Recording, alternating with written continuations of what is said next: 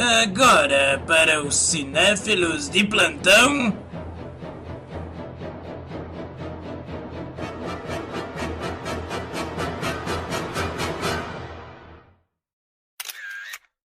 Câmera cega. Hã?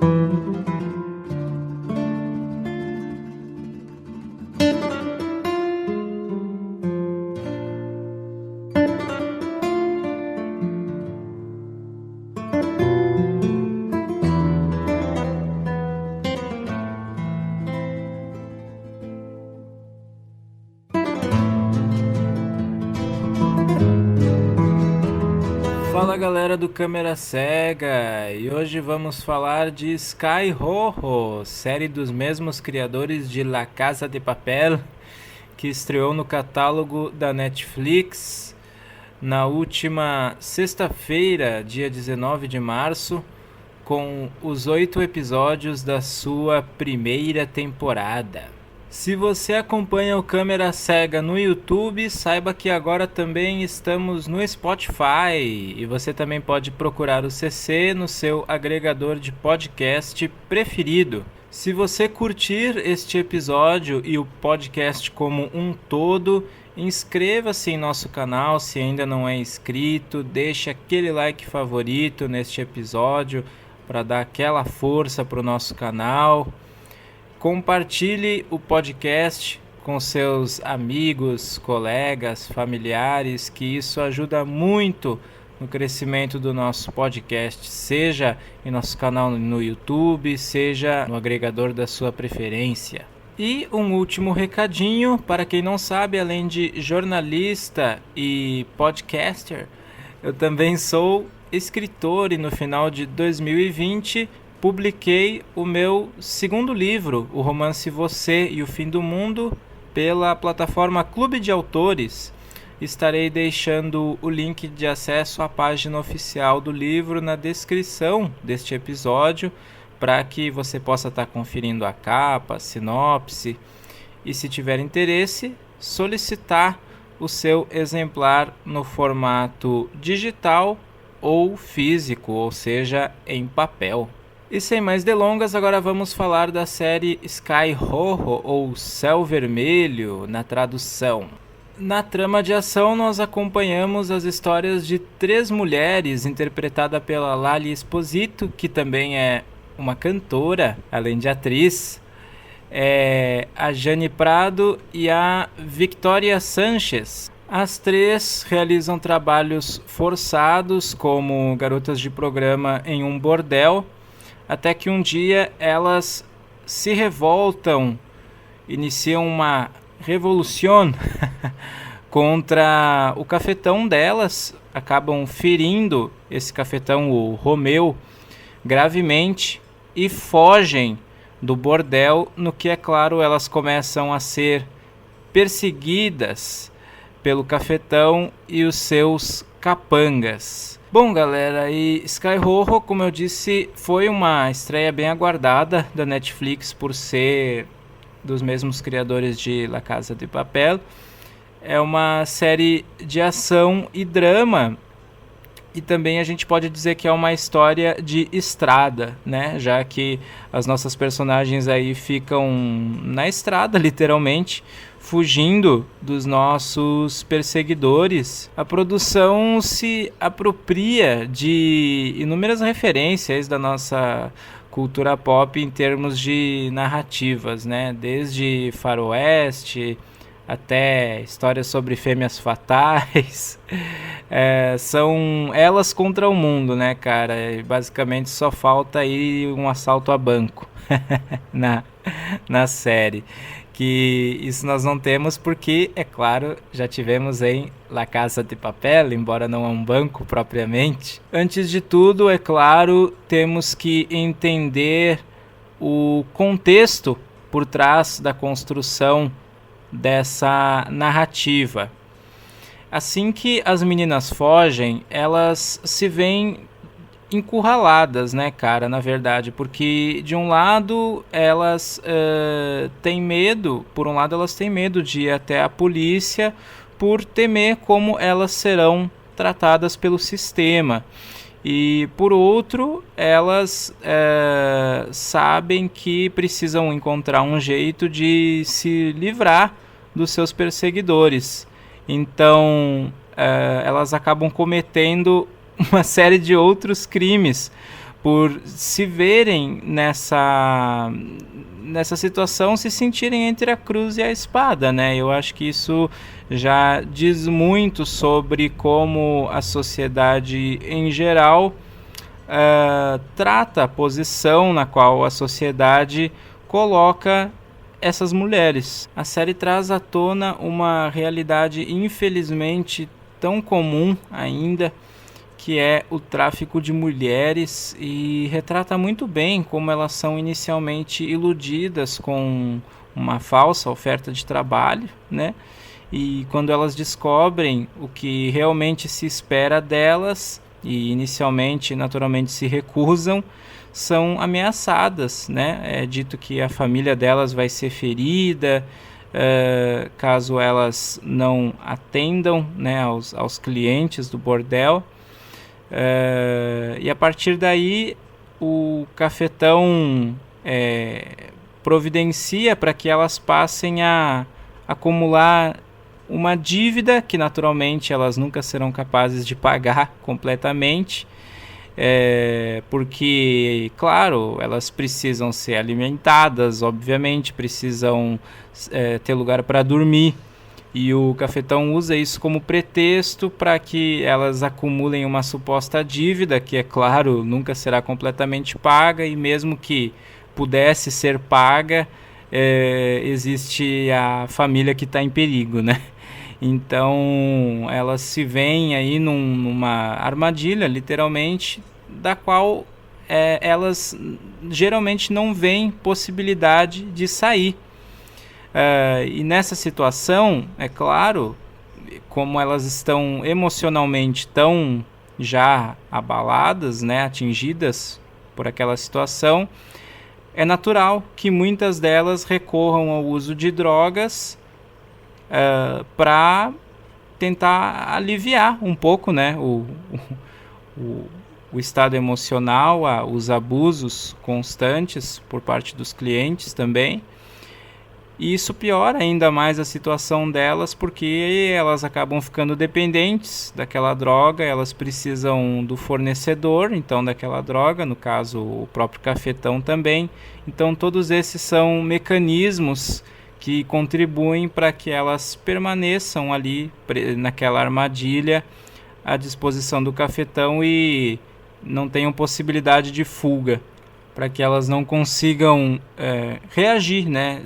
Sair daquela situação.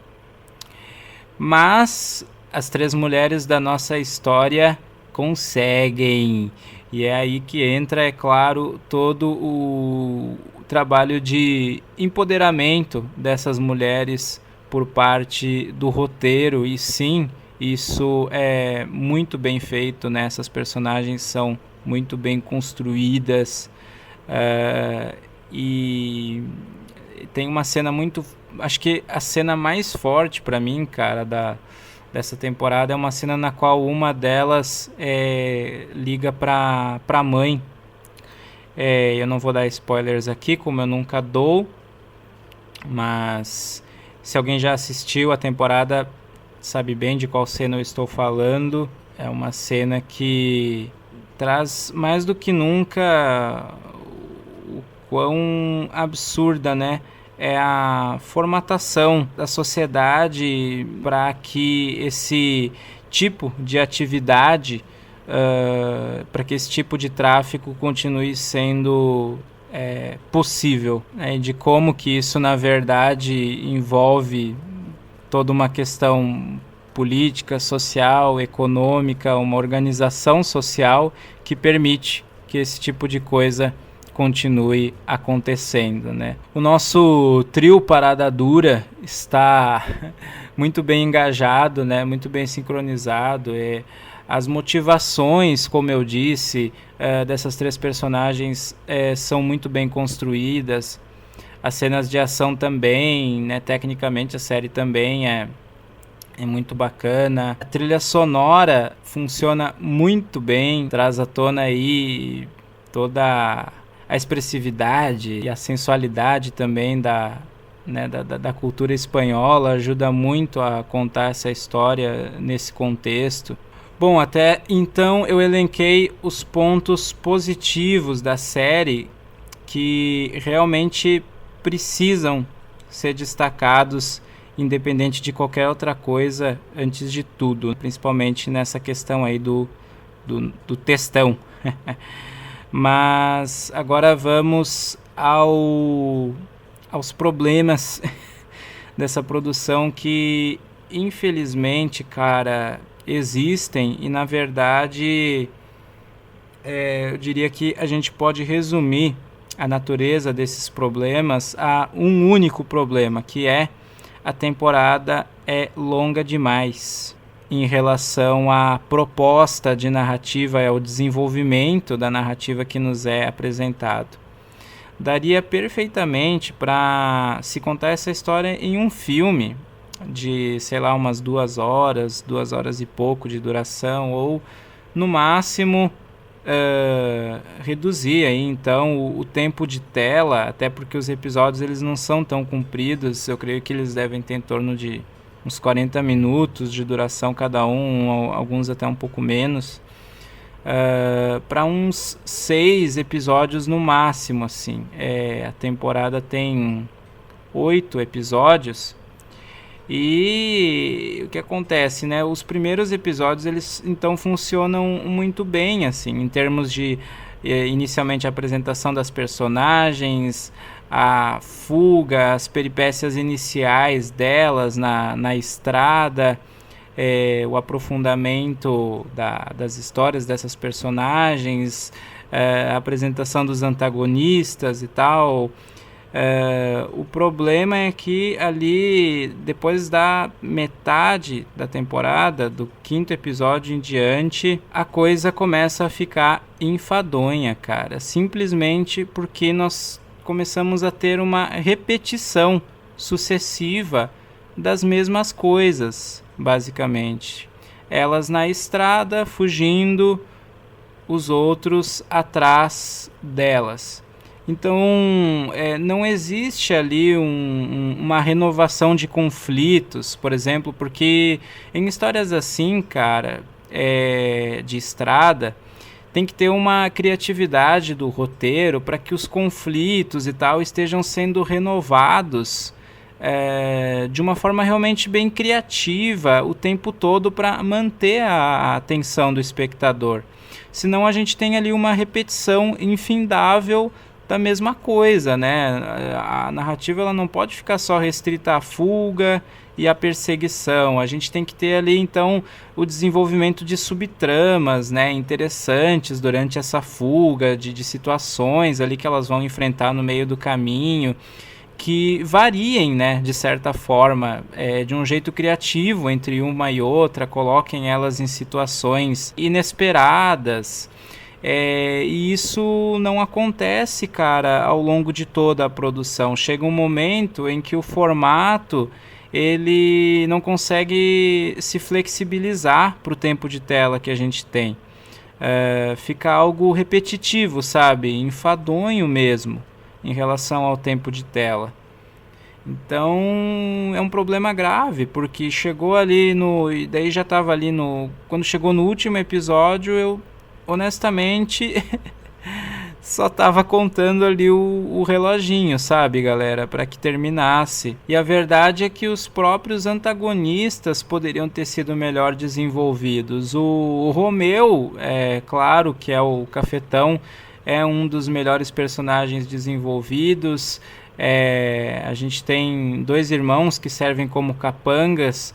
Um deles acaba até tendo um desenvolvimento mais interessante, o outro nem tanto assim, só até certo ponto. O desenvolvimento, por exemplo, por parte desses 2 personagens poderia ter sido bem mais aprofundado, mais explorado. em relação ao tempo de tela que a gente tem. Porque aí é isso, né? É de duas uma. Ou você enriquece, aprofunda a construção desses personagens e os conflitos para o tempo de tela que a gente tem, ou você reduz o tempo de tela, o que se agrava de certa forma ainda mais, porque claramente pelo final que nós tivemos da temporada parece que existe a vontade de que a série seja renovada para uma segunda temporada. Então, quando a temporada finalmente termina, a gente fica pensando, gente, mas não é possível, será que nós vamos ainda continuar tendo mais do mesmo na segunda temporada? Porque do jeito que tá ali, essa perseguição pode prosseguir infinitamente, né, galera? Do mesmo jeito.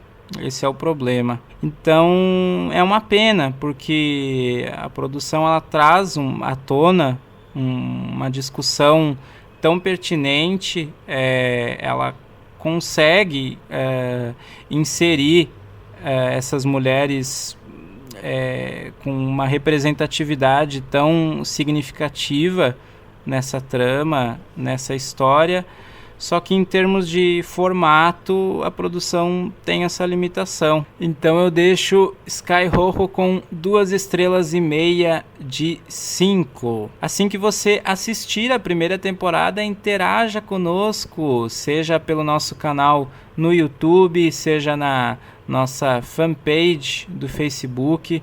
Será um prazer estar interagindo, debatendo com você a respeito dessa primeira temporada nos comentários. Um abracéfilo para todos, aquele abraço cinéfilo.